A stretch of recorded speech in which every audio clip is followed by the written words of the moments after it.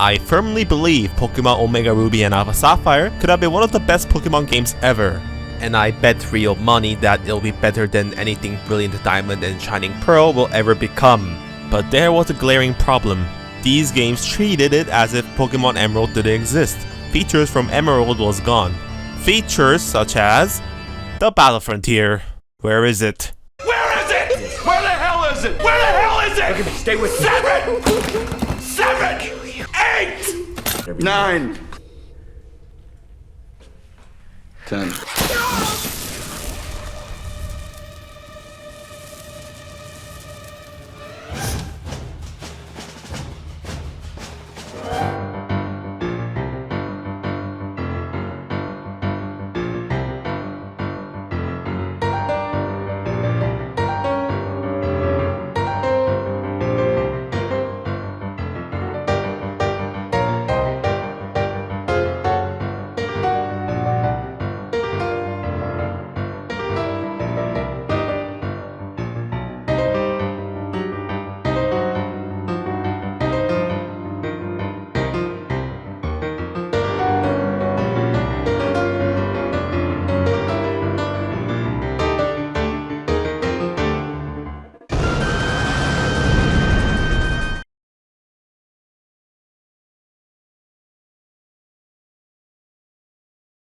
Hello fellow Jerrycans. In a few weeks, Pokemon Brilliant Diamond and Shining Pearl will be released for the Nintendo Switch. So to celebrate the occasion, I think it will be a very good idea to look back at Game Freak's most recent attempt to remake a Pokemon game that isn't the best generation region. And that is of course the Gen 6 Pokemon games. Pokemon Omega Ruby and Alpha Sapphire, released in 2014 for the 3DS. Except for the Let's Go games, the general consensus of these games is that they are the worst Pokemon remakes because of the missing features. However, even though I acknowledge these games have a lot of problems, I believe these games are underrated gems on the 3DS that deserves more credit, because these games got many things right that other remakes have not. And even Brilliant Diamond and Shining Pearl has already failed some of it, based on the trailers at least. So, let's take a look back at Pokemon Omega Ruby and Alpha Sapphire. Kidum, red. Part 0. The last Pokemon game I was hyped for. Unlike my other reviews, before I start reviewing these games, I want to talk about my personal history of this game because I have a personal attachment to this game and the Hoenn region. Yes, unlike Unova or Alola, your fellow Jerrycan may or may not be biased towards Hoenn games. You see, the Game Boy Advance was the game console I had as a child growing up, so naturally I own all 5 Gen 3 Pokemon games, and I played these games like a cult as a kid unlike other Pokemon games, which I have very little nostalgia for. I know the Hoenn region like I know the back of my hand, so I can draw the map of the Hoenn region on a blank piece of paper through just pure memory. This is my rendering of May, even though I can't draw anything other than stick figures. I still own the Prima guidebook for Pokemon Emerald, and the state of it can tell you how much I read this thing on the toilet during my childhood. I also had the poster with an epic drawing of Rayquaza, Groudon, and Kyogre that came with the guidebook plastered on my childhood bedroom wall that I have lost over the years, sadly. I still own Pokemon Colosseum and its Prima guidebook too. I'm basically a Gen 3er, so when Game Freak announced in a crappy Rush teaser video that they will remake the Hoenn games, my hype level went off the roof. These days, when I hear Game Freak is gonna attempt to do something, my first thought is concern, or thinking, how are they gonna fuck it up this time?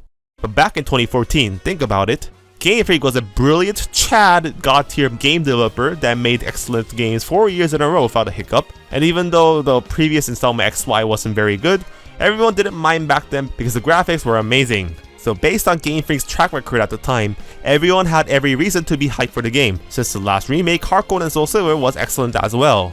The reason why I'm saying all of this is because ORAS was the last Pokemon game I was hyped for. Because back then, it wasn't embarrassing to be a Pokemon stan, since the games were genuinely good. So I followed the release of ORAS by watching all the trailers, watching all the interviews of Junichi Masuda, and this new tall guy called Shigeru Omori.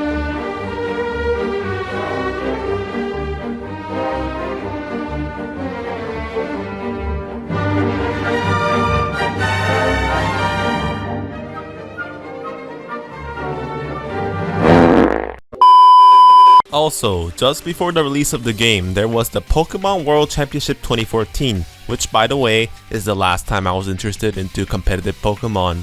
In it, A legendary player named Sejun Park won the tournament with a Pachirisu on the team, not with some dumb OP Pokemon like Salamence or Tyranitar. Draco Meteor from Jody onto that Pachirisu.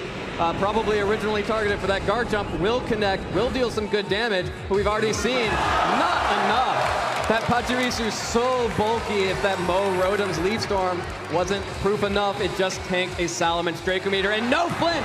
So Rock Slide does come out from Garchomp. That should be a double KO. No! 2 HP from Salamence, but fortunately, we'll have to see, will the Sand stick around? Yes, one more turn of Sand does pick up the KO. So to celebrate this, it was decided that the developers of Game Freak will come to Seoul, capital of Korea, to congratulate him. They came to Seoul's Dongdaemun Design Plaza, DDP, to congratulate Sejun Park, hold a fan meeting, and advertise the upcoming ORAS game with a press conference. Seoul is my hometown, and is still my current residence, and I was actually there in the audience as a fan. Yeah, so unlike 95% of PokeTubers on this website, I actually met Junichi Masuda and Shigeru Omori in real life. These are my personal pictures I took with my shitty Android phone back then. Masuda and Omori also took pictures of us. Do you see a funny gas cam man in the audience somewhere? What's funny is that if I think Masuda and Omori did this kind of event in Korean times, they might get jeered off stage after all the shenanigans they pulled in recent years. But back then, we cried out towards them like they were gods. After all, the reason I went to the event was to meet my childhood idol, Junichi Masuda, who had a hand in creating my childhood's most memorable experiences. Oh, how I was innocent back then.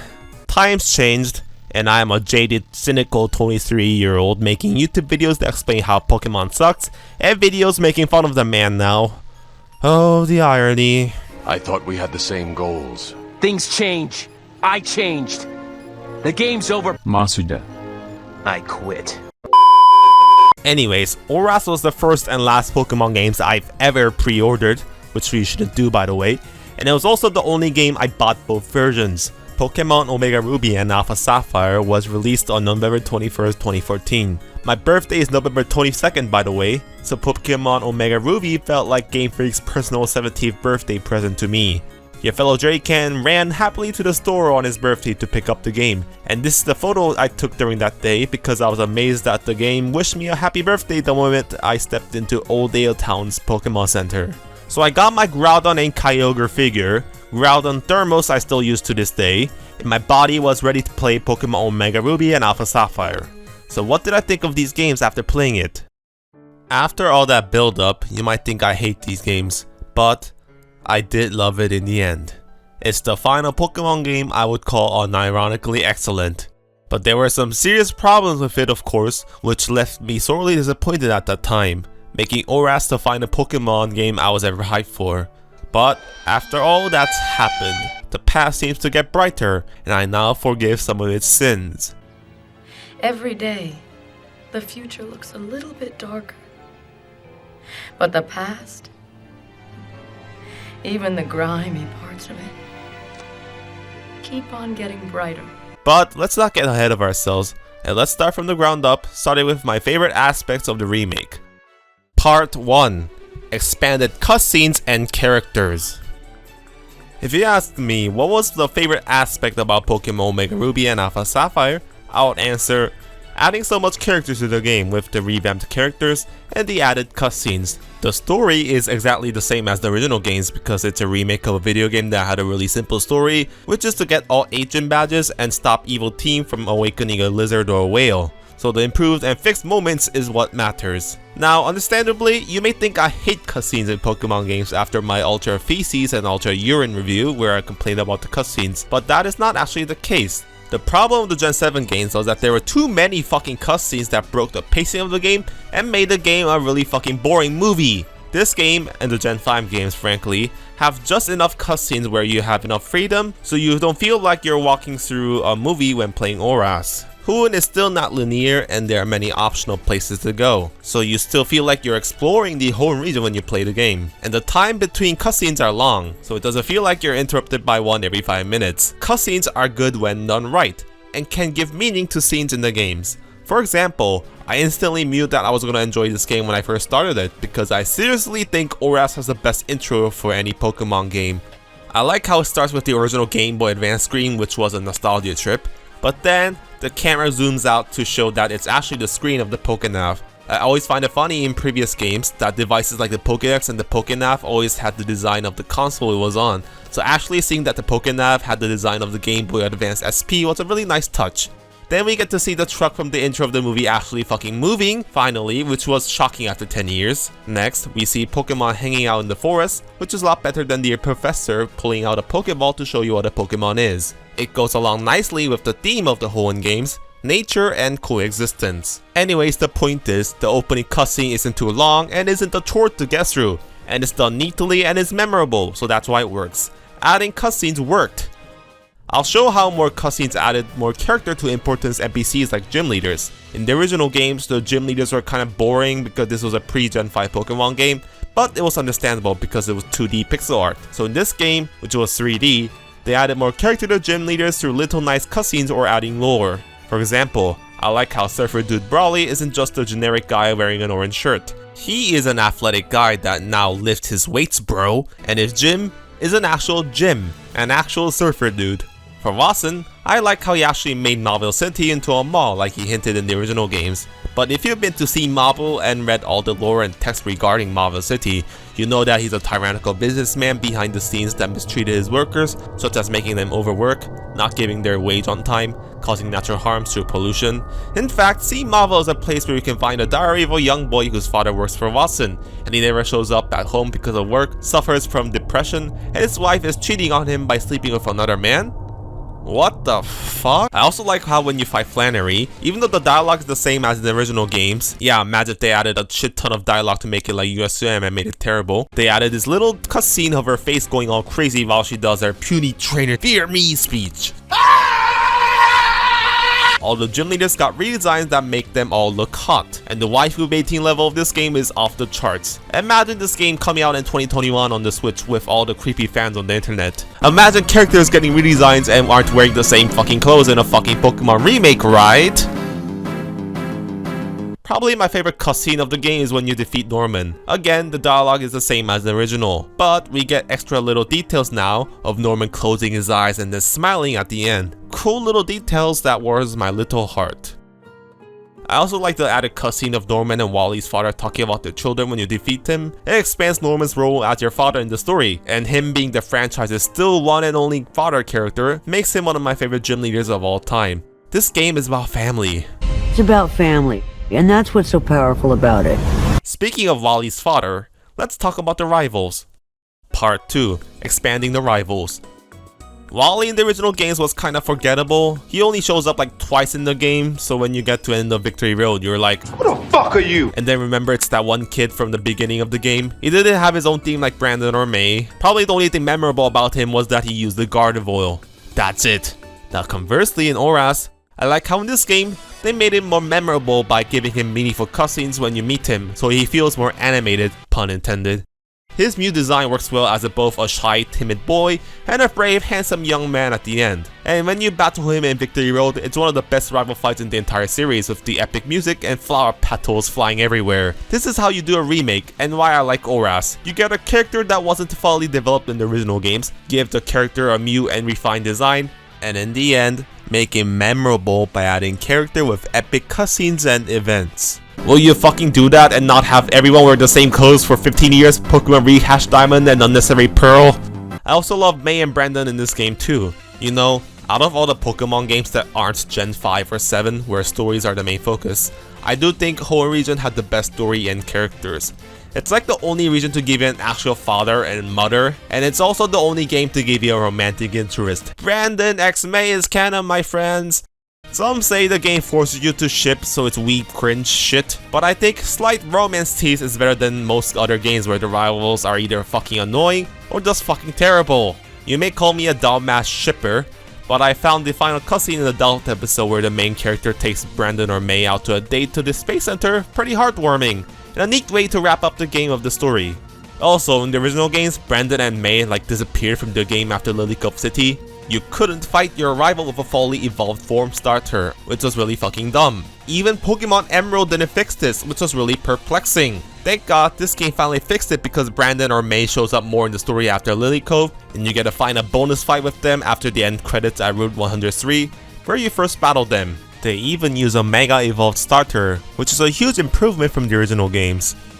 Oh, and speaking of end credits, this game also had the best end credits in the entire series. The game actually records which Pokemon you use during important battles, and you get to see them in the end credits. This is way better than the overrated Diamond and Pro ending with the stupid bicycle, or the lazy, rushed, half-assed Heart Gold Soul Silver ripoff ending of USUM. Everything boils down to how USUM fucking sucks in the Jerrycan world.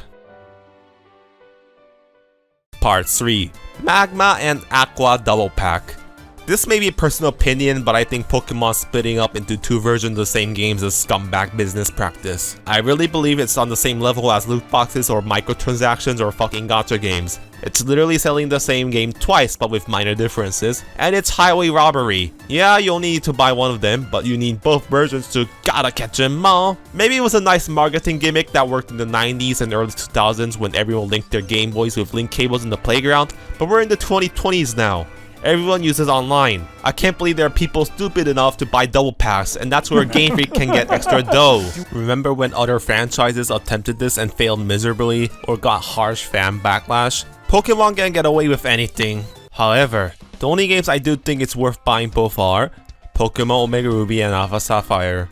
The game story feels actually different enough, so I think it's actually worth playing both games. Maybe don't play back to back, but they're different enough, and the main difference between versions is of course the antagonists, Team Magma and Aqua. I love how they revamped both teams in this game, and they made them feel really different. Even though the story is the same, the two teams feel very different unlike the original games. Let's compare Archie and Maxie for example. In the original games, Maxie and Archie were basically the same person with just different designs. They talked the same, only difference was that one guy liked water and one guy liked land. They were really bland villains and their goals of trying to expand the sea or earth weren't even explained very well.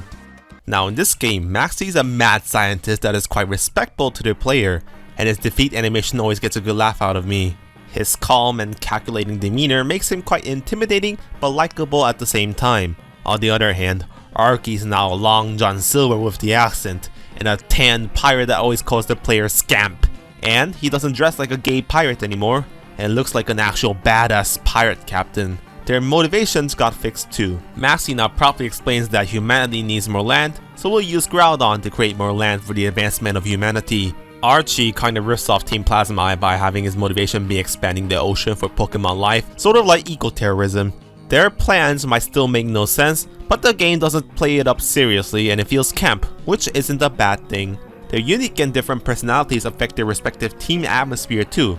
I like how militaristic Team Magma is, and it's clever how their Team Magma salute can make up the letter M. Maxie feels like a scientist cult leader. His cold-hearted leadership actually makes him and Team Magma pretty intimidating. On the other hand, Team Aqua feels like cool thug pirates, and Archie feels like a leader who's a bro to everyone, while being a charismatic leader at the same time. Both of their battle screens are epic too. When you battle Maxie for the final time, it feels like you're battling him in Dante's Inferno, and when you battle Archie, it looks like Percy Jackson and Aquaman went apeshit and created a whirlpool or something. They're also the only villains in the entire series that have redemption arcs, so they are unique. Being able to team up with Maxie in the post-game area was pretty epic. See, Game Freak? You don't have to rely on comically evil supervillains or horrible twist villains to make villains that are lovable and intimidating at the same time. On that note, let me go write my Maxie x Archie fanfiction. The admins are very memorable too, especially Magma admin Courtney and Aqua admin Matt. As in, what do you call a guy with no arms and no legs laying on the front porch? Matt. In the original games, you wouldn't even remember admin names cause they're so bland, but they made them so distinctive here. Courtney is basically now an anime yandere girl. She literally makes his hentai noises in the game and talks about analyzing the player. So how can a horny teen like me not like that in 2014?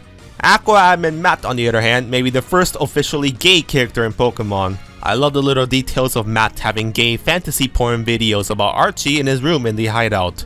Matt, my bro, I think Archie prefers Maxie over you. I'm sorry, but you need to take the L. Anyways, for these reasons, Team Magma and Aqua in Pokemon Omega Ruby and Alpha Sapphire are my favorite villain teams in the entire Pokemon series. Yup, base Jerrycan does not go with normie picks like Team Magma or Team Rocket. Oh, and by the way, I personally like Team Magma better because of Maxie and Courtney, and I also agree with Team Magma's view that we need more land. After all, 70% of the Earth's surface is ocean, and us humans have been fighting wars over land since the dawn of time, so I think we could use more land. So I played Omega Ruby, and the footage used in this review is from Omega Ruby. Hashtag Team Magma best. Anyways, point is, they did such a great job at making Team Magma and Aqua different and likable, so ORAS may be the only games worth buying 2 copies, and that's saying a lot. So, go buy the Pokemon Omega Ruby and Alpha Sapphire double pack if you agree with me, and pray to our Lord Omori that the game cartridge doesn't die or something. Oh, and if you're willing to buy double packs, did you know that me, Girm, is now a double pack too? I opened a new channel called Girm Blue that is for video essays about movies such as Star Wars or the MCU, so go check it out. The current red channel will be for gaming like Pokemon. I followed the spirit of Kanto by splitting into red and blue. Link is in the description below. Peace! Anyways, to wrap up my point, in this game, Archie starts to call you a scamp. He didn't call the player a scamp in the original games, so why is Gen 3 Archie calling the player a scamp in USUM localization team? This isn't the Archie from ORAS. Could you even get that right, you fucking piece of shit game? Part 4. Kaiju Monsters. Other than the characters, the only thing changed about the story in the main campaign is Groudon and Kyogre. What I always liked about the Generation 3 legendaries was that they're just forces of nature, and the message of the game was that you shouldn't fuck with Mother Nature or else it'll bite you in the ass. What this game does well is that they did a really good job making Groudon and Kyogre feel like real monsters. Kaiju monsters, that is, which they are kinda based off of. When you enter the Cave of Origin, the fact that you have to put on a special suit makes it feel like you're actually going into the literal den of the beast, or HE double hockey sticks with magma if you're playing Omega Ruby. And the radio stops working, and the bottom screen of the 3DS goes crazy. These are really effective ways to make the legendary Pokemon feel special and intimidating. Much more effective ways to show the power of legendaries other than, oh no, dark skies, large parasite floating in the sky, or it's a black dark dragon out of an alternate dimension that steals light or some BS. I also like the scene where you hop on the back of the legendaries. It was kinda cute and endearing, to be honest. Like Groudon and Kyogre is offering to take you to their dens for an honorable legendary battle. Finally, a worthy opponent.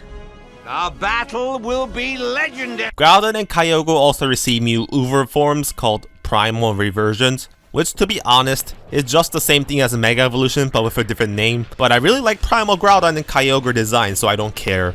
I just like the fact that they were creative, you know, and gave the legendaries Mew forms so it's not just a one-to-one remake. Gosh, I wanted some Mew cool look for Dialga and Palkia on the box art of the remake. Part 5. Music. Let's stop talking about characters and talk about something else that I like from these games. I've never talked about the music of Pokemon games separately in my previous reviews because all Pokemon soundtracks are, you know, good. Junichi Masuda, Go Ichinose and their team are indeed brilliant music geniuses. But as a Gen 3-er, I must highlight how much I love the soundtrack of these games. I'm sorry Gen 4 Sinnoh Lake theme stands, but Hoenn has the best soundtrack out of the entire series up to this point, and I think this game does the soundtrack justice. It's really impressive how they managed to convert the original, unique Game Boy Advance tracks into modern music. For this game, Game Freak decided to go for very orchestral music. It's kinda the first time the series attempted this, and did a good job with it considering it's their first. Yeah, I know Pokemon X and Y had modern music, but that game's soundtrack felt more like rock and techno music, not orchestral like this game. I've seen people not like this decision, but I believe if you're gonna remake classic soundtracks, orchestral music is the best way to go. Like all the town, city, route themes are so well made, and even though it's probably synth music and not live music, it feels grandeur like a real orchestra. Personal highlights for me are Verdant Turf Town with the piano,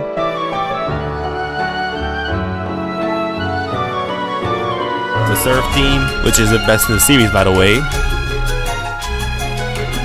Zootopia City,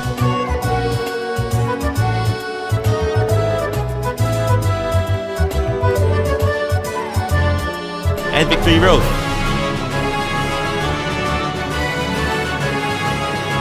For the battle themes, I love the Trainer theme,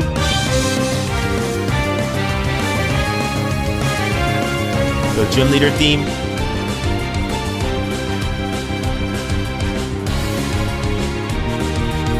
and of course the Elite Four theme, which may all be the best in the series, no pun intended.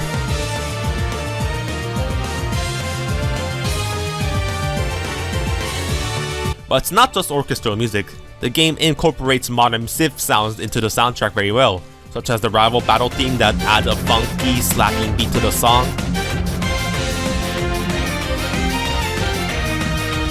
My favorite remix might be Maxi and Archie's theme.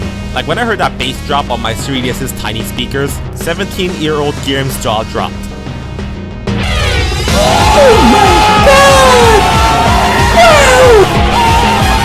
Much better than the USUM remix. Part 6, the Dex Nav. Apart from the characters and the story, my favorite thing from this remake is surprisingly the bottom screen. There are actually many features to choose optionally from the bottom screen, and they all have nice UI. I won't talk about the features introduced in XY such as Pokemon Amy, cause again, save that for the XY review. However, I'll talk about the other major feature, and that is Dex Nav. Why do I like it so much? Well, I think ORAS has my favorite catching mechanic for any Pokemon game. So I'll explain how it works.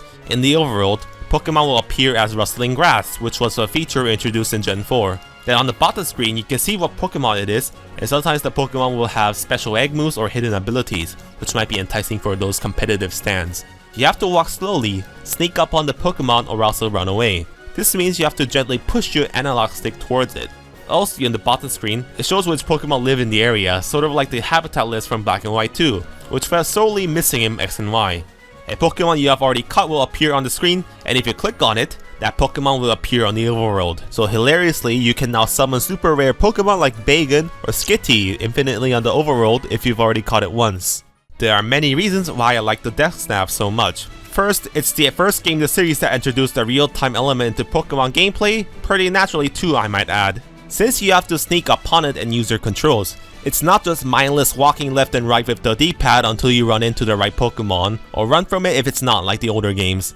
Second, since you can see what Pokemon it is, there's less stupid RNG involved. You don't have to spend like 40 hours running around with the same spot looking for a Chimecho while running away from Pokemon. Third, it makes completing the Pokédex fun, since there's less mindless RNG going into catching Pokemon. Even though I only have pictures left because I stupidly deleted my old save file, Pokemon Omega Ruby is still the one and only Pokemon game where I completed the original Dex. I caught all Hoenn Pokemon. And with the help of online features like the GTS and the Pokemover transfer from Generation 5 Pokemon games, and because they were 2-day cares so it's really easy to breed Pokemon, I actually caught 587 Pokemon out of all 719 Pokemon in Generation 1 to 6. Yes, Pokemon hater Guillermo was truly a Pokemon stan back then. Things change. I changed. Oh yeah, and speaking of the National Dex, Part 7. More than original Pokemon. Pokemon Omega Ruby and Alpha Sapphire ironically was the last Pokemon game to be quote-unquote complete, because it was the last Pokemon game to have a National Dex. Even though in the Gen 7 games you can transfer Pokemon that aren't on the regional Dex from previous generations, the National Dex did not exist, so there was no point of collecting. Then in Gen 8, you can't even transfer old Pokemon because they were too lazy or rushed or incompetent to transfer all the models from the 3DS to the Switch. Like seriously, what the fuck? Why am I reminded of the iPhone here? You know how Apple has been steadily taking away features on the iPhone with each installment to see what they could get away with? First, they take away the headphone jack on the iPhone 7, then they take away the free Lightning 3.5mm adapter included in the box with iPhone XS, then they take away the charger that comes in the box with the iPhone 12. Mark my words, we'll get an iPhone that has no physical buttons and port at all when wireless charging technology becomes good. Is Game Freak copying the scumbag practice by seeing how lazy they can get by steadily taking out features and testing the customer's tolerance for BS with each new installment? From no Battle Frontier to no National Dex to no transferring. Jesus Christ. Where was I? Alright, the Pokédex and ORAS. Did you know that Pokemon Omega Ruby and Alpha Sapphire is the only Pokemon remake that actually expands the original regional Dex by including every new evolutions of original existing Pokemon from games that came after it? Not even Pokemon Fire Red and Leaf Green, Heart Gold and Soul Silver, and most likely Brilliant Diamond and Shining Pearl were able to accomplish this. You might be surprised with Heart Gold and Soul Silver, but in that game, they essentially softlocked some Pokemon from evolving without trading to the Sinnoh games, and they don't even appear in the Johto Dex. These include Pokemon such as Magnezone, Mawile, and Gliscor. Anyways, what I'm saying is the original Hoenn Dex was 202, but in this game it's 211. They added all new evolution forms of Gen 1 to 3 Pokemon introduced in Gen 4, such as Roserade, Gallade, Probopass, Frostless, and Chingling into the Hoenn Dex. You can get all these Pokemon in the main campaign. Why am I so obsessed with this? Well, I believe one of the reasons you want to play an actual goddamn Pokemon remake is not just for better graphics or quality of life improvements implemented in later games. Well, the reasons we like Pokemon remakes is because we get Mew updates to original Pokemon creatures like Mew forms, such as Mew evolved forms, Mega Evolutions, and updated stats and abilities. I mean, why replay the same game again if the Pokemon are going to be the same? It's more content. That's why I was happy to catch even useless baby Pokemon added in like Badoo. Also, it just isn't just you who use Mew evolutions. The NPCs also Mew evolutions too. Wally's the biggest example cause he's using a Mega Gallade instead of Gardevoir, cause his sexual taste went from femboy to just boy. Also, the Elite Four uses Mew evolutions too. In the original games, Phoebe used 2 Bannets and 2 Dusclops, proving how rare ghost types are, but in this game, she also uses a Dusknoir in the team. Glacia used 2 Glalie and 3 Walrein family, which was fucking dumb. So in this game, the Celeos have been replaced by Gen 4 Pokemon Frostlass. Also, I mentioned this was the last Pokemon game to give us the National Dex, right? Well, in every game before this, the National Dex was acquired in the post-game, making it post-game content. But in this game, you get it after 8th Gym. Non-Hoenn Pokemon begin to sprout up all over the Hoenn region, giving you incentive to explore the region again. Also, the trainers in Victory Road, unlike the original game, use national Pokemon, and many of them use tough biscuits like Rhyperior or Darmanitan, making it the most challenging part of the game. I love this version of Victory Road, and it's the only part of any official Pokemon game that felt like a Driano ROM hack or something because there are so many plentiful Pokemon. I do wish these kind of sections were longer, but I was happy with what I got. Anyways, Pokemon Brilliant Diamond and Shining Pearl will apparently have only Generation 1 to 4, 493 Pokemon in the game. We won't get Mew Gen 8 evolutions like Mr. Rhyme or Obstagoon in the game, and we wouldn't be able to get post-Gen 4 Pokemon in the post-game. ORAS might not be perfect, but it felt complete and refreshing compared to what we're about to get in BDSP. Part 8. Fly me to the moon. Let's get to another favorite feature of this game, and of course it's the Aeon Flute. Basically, after you defeat Groudon or Kyogre, you can use the Aeon Flute to summon Latios or Latias. You can ride on their back in real time and explore the skies of the Hoenn region. Man, this mode in the game might be simple, but it was a dream come true for me. Even though the map is not that big, I still love it, and I'll explain why. First, it actually has practical usages. In my USUM review, I complained about the Mantine surfing because it had nothing to do with the core mechanic of Pokemon games. It's a stupid minigame they put in at the last minute, and its only usage was to farm BP. Well, the flying in this game actually isn't useless eye candy, because the Aeon Flute is the key item, so you can use it instead of HM Move Fly. It has the practical usage of being able to move across the map without the usage of an HM Slave. Second, they also have Mirage Islands that randomly spawn across the map, so there is some exploration to do. You can get non-Hoenn Pokemon in these Mirage spots, so there is another practical usage to the Aeon Flute. Third, just being able to see the actual Hoenn region from the sky rendered in full 3D is just awesome. I played The Legend of Zelda Skyward Sword Remaster recently, and it has a similar sky flying gimmick with animals called Loftwings, but in that game, the land beneath is covered by clouds, so it made me feel like I was exploring an empty, dull void, not an epic open world Zelda game. It was the dumbest fucking thing ever, and made the Loftwing feel like a gimmick. Conversely, in this game, you can actually see where you're going on the ground, so it feels like free, unlimited exploration of the Hoenn region, and less like a gimmick. Wow, a Pokemon game actually beating something from a Zelda game. Would you look at that? Impossible. One of the main reasons I play Pokemon is for the adventure and the exploration, and finally seeing the region I played the hell out of as a child from the sky almost brought a tear to my heart. That image of the Hoenn region map I love to stare at in the Pokemon Emerald Prima guidebook felt like it came to real life. Zipping from Mount Chimney to Sootopolis to Dewford Town.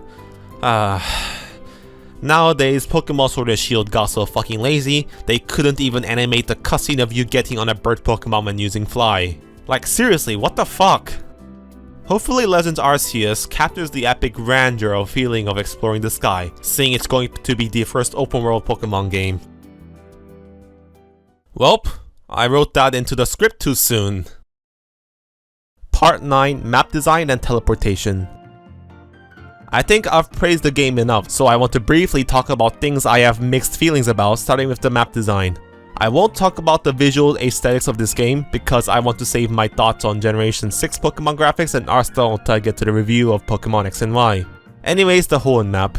After playing the Gen 7 and 8 games, it felt refreshing playing a time where they actually still cared about creative map design. I actually had trouble getting through some of them, like some of the trick house puzzles, and the game doesn't treat you like a fucking toddler in some sections. I think this game really uses the camera well in some places, and the grid and chibi design helps to fill the uncanny valley. I think the graphics look fucking beautiful in some places of the map, especially in Meteor Falls. There's actual attention to detail in the graphics, such as your reflection on the wax part of the floor at Norman Gym. The hallways between the rooms of the Elite Four really utilize the graphic effects very well. There's also really cute sections of the map like this TV studio in Malva City.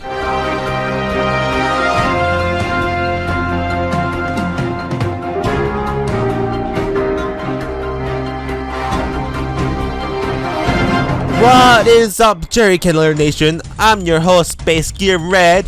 Let's get right into the news. Anyways, point is, there is actual passion to the graphics and map design of this game.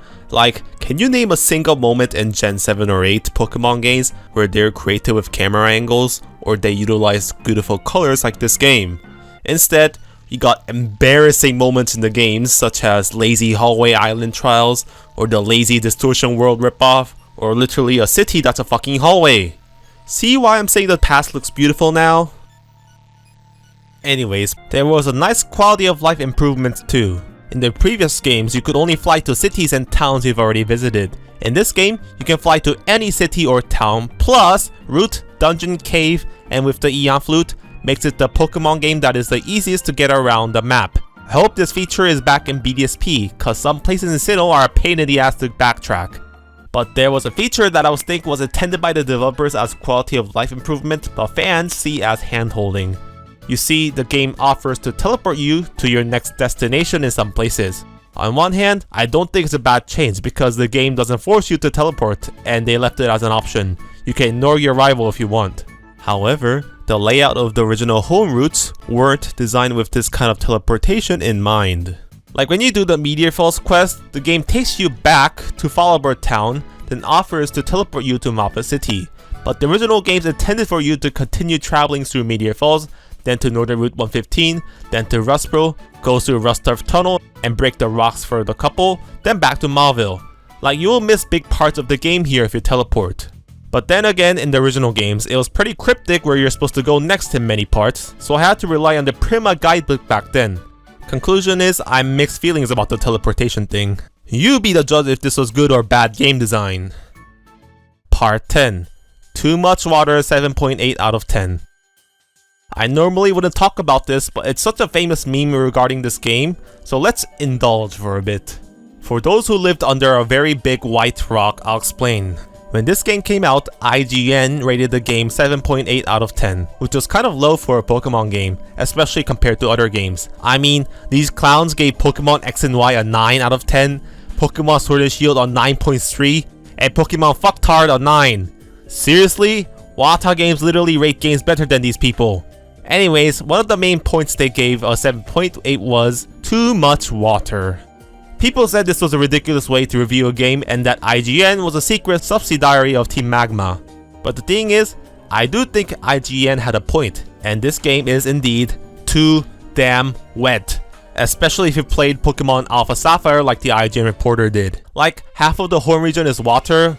One problem I have with the Hoenn region is that all the land routes are so colorful and diverse, and the other half of the region is the featureless blue ocean that all looks the same. It was like this in the original games, and it's like this in this game too.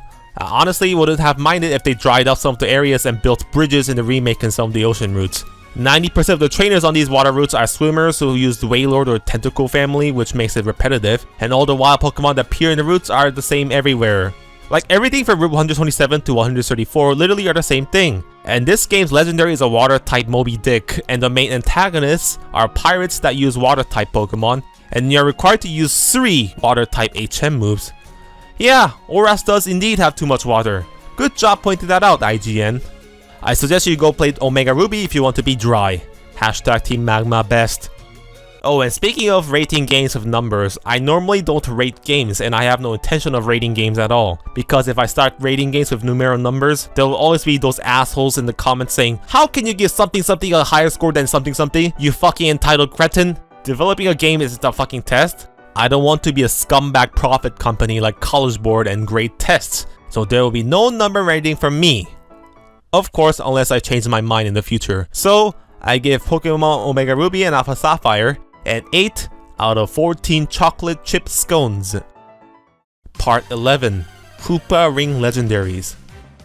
One thing I didn't mention about the National Dex was that Game Freak made it so that if you've owned all 4 Generation 6 Pokemon games, that being X, Y, Omega Ruby, and Alpha Sapphire, you can collect all 721 Generation 1 to 6 Pokemon, minus the event ones of course. Correct me if I'm wrong here, but I applaud Game Freak for this choice because I believe it's the only generation where every Pokemon is collectible and self-contained in a single generation. Maybe it was their final gift to us National Dex fans before pegging us in the ass starting with the next generation. Anyways, then came the problem. What about the legendaries? Pokemon X and Y had only 7 legendary Pokemon, and these games need to cram in 31 other legendary Pokemon. I guess it would have been hard to write in lore, create dungeons, remix every individual theme for these 31 Pokemon, so Game Freak decided to cut corners with a Pokemon called Hoopa. Basically, every legendaries that weren't in the original games do appear, but they appear in these black holes that are spread across the map. Some Pokemon like Ho and Lugia appear in dungeons like Sea Mauville, Heatran appears in Scorched Slab. Some Pokemon like the Lake Spirits appear in mirage spots that spawn in the world in certain time of the day. Some Pokemon like Dialga or Palkia appear in dark clouds in the sky. Yeah, so prepare to use the Eon Flute a lot. All the legendary use the original battle themes without any remixes. The lore for this is that Hoopa is a Pokemon that can create wormholes through space-time to bring legendary Pokemon from other worlds to Hoenn, so the soundtrack used our old music.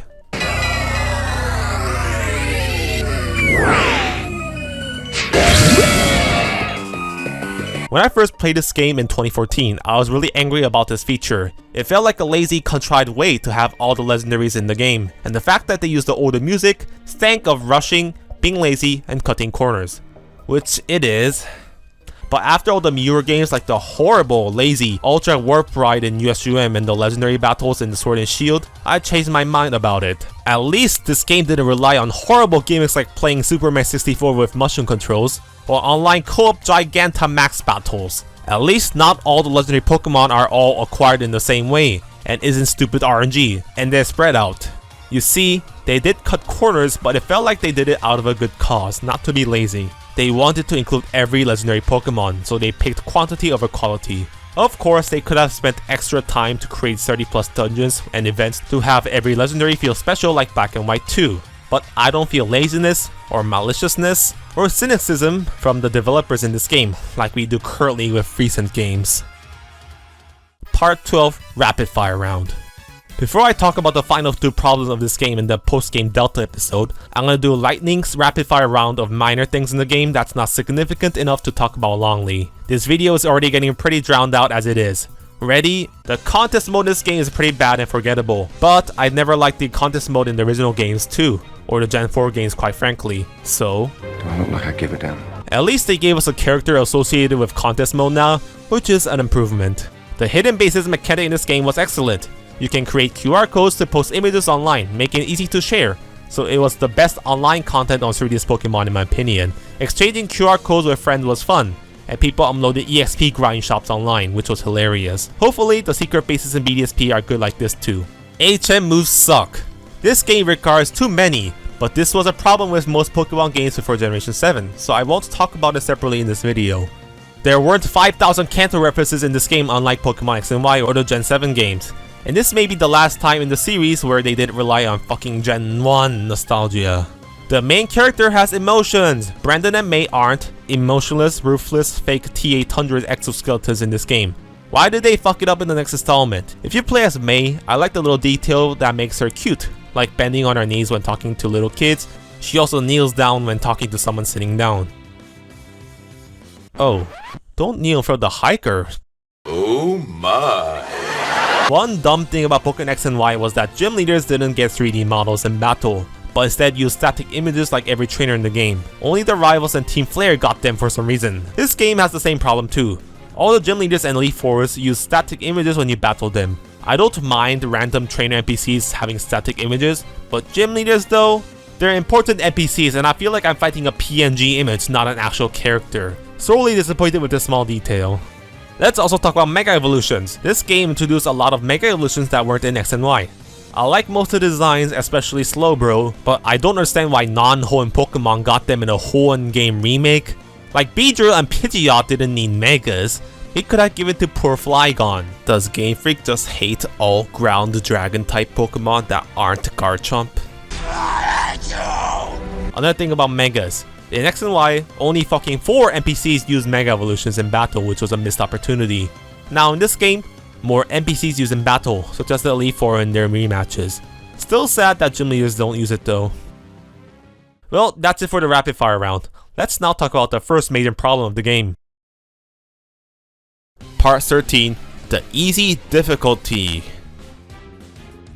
I will be brief with this because it's a simple topic, but it's a serious problem with the game. ORAS has 2 big problems and this is one of them. And that is of course, the game is way too fucking easy. I understand Pokemon X and Y being easy and Sword and Shield too, cause it's the first games on a console so you don't want to alienate casual gamers, and first games on the consoles always sell the most. But ORAS isn't that. It was intended for nostalgic-ridden, lifeless Hoenn stands like me, who are likely hardcore fans. Why is this game so easy? This game has the same problem with Pokemon X and Y, and it's that the XP share is way too overpowered. Now don't get me wrong, unlike other Pokemon fans, I love the Mew EXP share. Sharing all the EXP to all Pokemon instead of just one makes you grind less, and makes your team leveling up more balanced. The problem is that the level scaling of the game feels like they didn't design it with the EXP share in mind. Every gym leader are underleveled, so it's comical. Also, there are really baffling creative decisions that make the game easier than it really is. Like, why are the Magma and Aqua admins all using 1 Pokemon each? That wasn't even a thing in the original games. I love me my Yandere sex android robot. Make her challenging for God's sake, Game Freak. There's nothing much to say other than, well, the game is too easy. Personally, I think Pokemon Sun and Moon had the best difficulty in Pokemon because it's still a decently challenging game even when you have the EXP share on. So that's at least something Game Freak learned from this game, but then unlearned in Pokemon Sword and Shield. Part 14, the lack of Emerald content. The other main problem of this game is obviously ignoring Pokemon Emerald. If Pokemon Emerald didn't exist, Omega Ruby and Alpha Sapphire is a perfect remake that improves almost every aspect from the original Ruby and Sapphire games. But Pokemon Emerald exists. It can't unexist, but Game Freak choose to ignore it. Do they think we were dumb? Do they still think we're dumb by ignoring Platinum? Well, maybe we are dumb. Game Freak's effort of pretending as if Pokemon Emerald didn't exist in this game's main campaign is up to the level of comic absurdity. It's almost to the level of the Japanese government denying World War II war crimes or the Chinese government denying an incident at a square in 1989. They're really trying to erase history, but we Jerry Cans never forgot. For example, the gym leader teams. Every gym leader in ORAS is based off their incarnation from Ruby and Sapphire, not Emerald. Tate and Lisa only use Lunatone and Solrock just like Ruby and Sapphire and don't use extra Pokemon, making their fight anticlimactic and easy. Pokemon Emerald was also the first game in the series to introduce gym leader rematches, but that's a feature not here too, which is surprising because even the previous barebone game X and Y had gym leader rematches. So except for Wallace in the Delta episode, you only get to fight gym leaders once. So due to that, Tate and Lisa feels like PNG images that send out Solrock and Lunatone that can be beaten in 30 seconds with a Surf attack. Minor dungeons added in Emerald are gone too. Remember Mirage's Tower at the desert route? Well, that's gone, so the fossils are just lying around the desert for anyone to pick up apparently. This is such a small minor dungeon. Was it so hard to design it in 3D?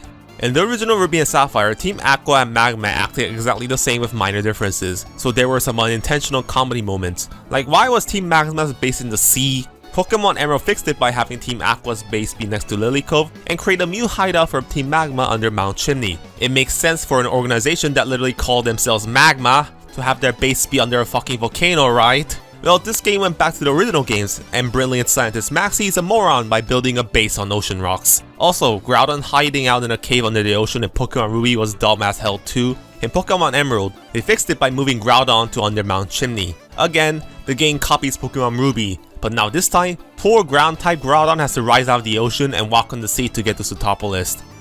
Biased towards Alpha Sapphire, aren't we? Why are we still here? Just to suffer? And of course, we have the final missing part of Pokemon Omega Ruby and Alpha Sapphire, The thing that made everyone get angry, and the thing that made me lose some confidence in the franchise. And of course, that is the Battle Frontier. Where is it? Where the hell is it? Where the hell is it? The lack of the Battle Frontier has been a running joke on my channel for over a year now, so let's finally talk about it in detail. It's really a shame the Battle Frontier is not in the game because the ingredients for it are there in the game. I'm saying this because there are these gimmick battles that felt like they could have been used for a Battle Frontier, but they didn't. I counted 3 in the game. First, in Mauville City, there's an NPC that challenges you to inverse battles. Inverse battles is a neat and fun idea which I'm surprised was dropped after Generation 6. Basically, tide advantages are reversed, and attacks that are not effective will be super effective, and attacks that aren't super effective will not be effective.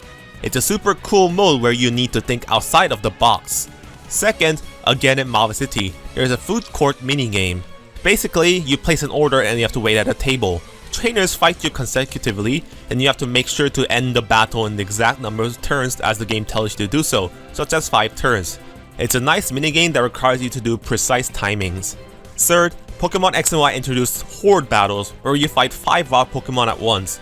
This game introduces a trainer version of that, where you fight 5 trainers at once. Problem is, it only happens twice in the game. Couldn't they utilize this feature more? And they dropped Horde encounters after Gen 6. Anyways, if they took these 3 battle ideas and created 3 facilities, plus the traditional renting facility Battle Factory, and the vanilla Battle Tower, boom, that's 5 facilities right there, a perfect Battle Frontier. I don't think designing a Battle Frontier is hard, only if they took like 2 months more time of development to design new characters and model the facilities. But no, instead we got the Battle House, a straight up copy of the one from Pokemon X and Y. I think they literally pressed copy paste on it and changed nothing except the battle music, because some of the trainers that appear in it are NPCs that only appear in Kalos. Like, what the fuck? And as the cherry on top of this shit sundae, they rub salt in our wound by teasing there will be a Battle Frontier. There are NPCs around the Battle House talking about how they're building a Battle Frontier, and to top it all off, a model of the Battle Frontier is displayed, and saying construction has started. They even remixed the Frontier Brain music for the forgettable Battle Chatelains, just to add more tease to our musical ears and cocks. Let's briefly stop and just think about this for a moment, because this could only mean 3 things. Think of it logically, there are only 3 possibilities of the explanations. If you eliminate the impossible, whatever remains, however improbable, must be the truth. 1. Game Freak was originally planning on making the Battle Frontier a DLC for the game, but something came up and they decided not to. 2. The people at Game Freak are sadistic sociopaths who find pleasure in teasing their fans and rubbing it in our faces knowing we want a Battle Frontier, but not giving it to us. Or 3.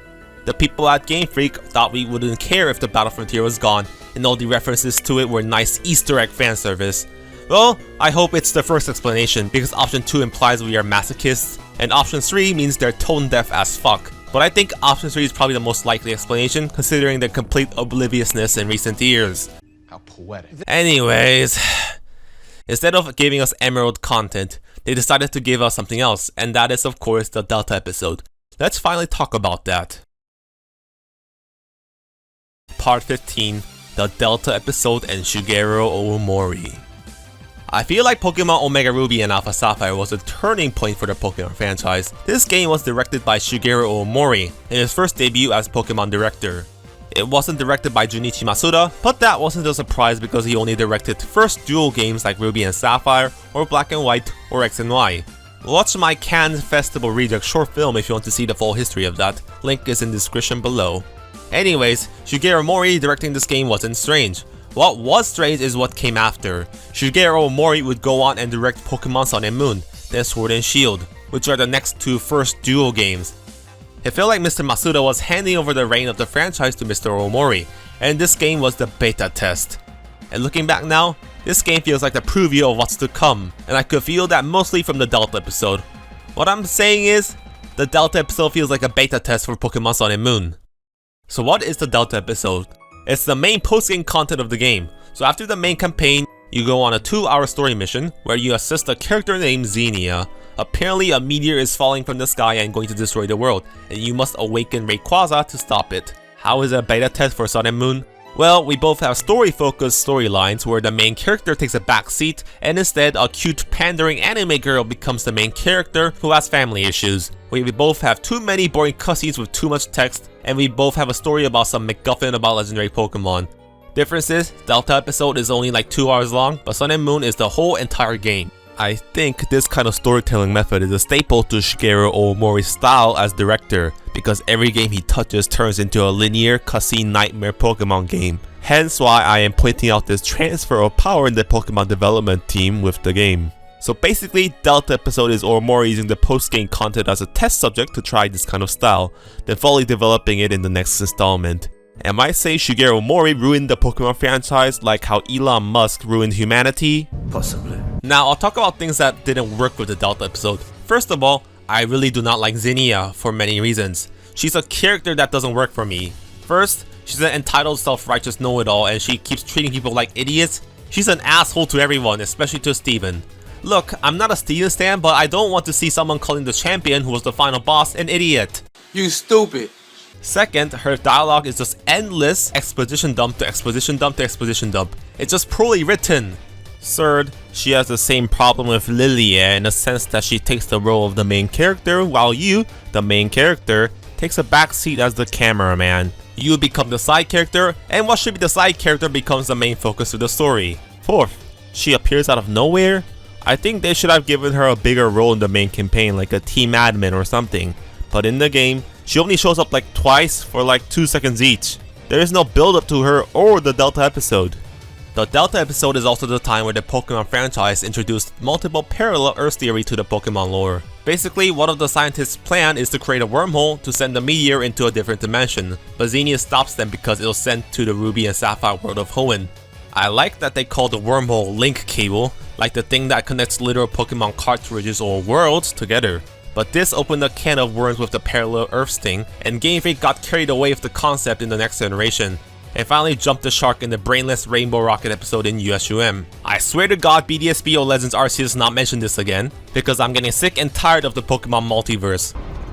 Hello, Lucas. And finally, the main problem with the Delta episode is that it's so fucking boring. You don't visit any new areas except until the end. It's just constant backtracking to places like Granite Cave, or the Team Hideout, or Meteor Falls.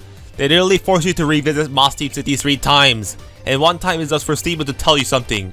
Couldn't you do this over the phone, mate? But, despite all the BS I hate from the Delta episode, I don't care about it. I still do like the Delta episode. Do you know why? It's a simple reason. It's because you go to outer space, baby! Like, who the hell would not go through 5 spontaneous orgasms when you ride on Rayquaza's back and fly out to outer space? That fucking awesome moment where Rayquaza crashes into the meteor and then the triangle pops out and does the movement of the puzzle you find on Birth Island, and holy fucking shit, it's fucking Deoxys, the most badass looking event legendary Pokemon that ever existed. Then you throw out Rayquaza against Deoxys, and you're literally fighting a Pokemon in outer space, motherfucker! You forget all that boring bullshit you just went through the last 2 hours, and that just looks like a build up to something fucking awesome looking back. Pokemon finally did it! We finally went to space just like James Bond, Jason Voorhees, and Mario! Ironic that a Pokemon game named after Celestials could even pull this off properly and made it stupid! Point is, Delta episode has a lot of problems, but it gets good the moment you reach Sky Pillar because truly awesome things happen on it. Who cares about shitty characters or crappy stories when you get awesome music and you go out into space to find an alien being? See, Mr. Omori? You can shove shitty stories with lazy cutscenes up our ass as long as you have something awesome at the end of it as a payoff. I really do hope Brilliant Diamond and Shining Pearl at least gives Giratina and the Distortion World the Delta episode treatment. But knowing Junichi Matsuda these days, Giratina will be sitting on its ass in a cave waiting to be caught, surrounded by Zubats. No Distortion World, cause that's too much work.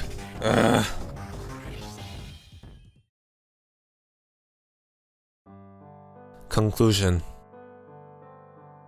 If I had to summarize Pokemon Omega Ruby and Alpha Sapphire with one movie line, it would be this. We were on the verge of greatness. We were this close. I really do think Pokemon Omega Ruby and Alpha Sapphire is an excellent remake.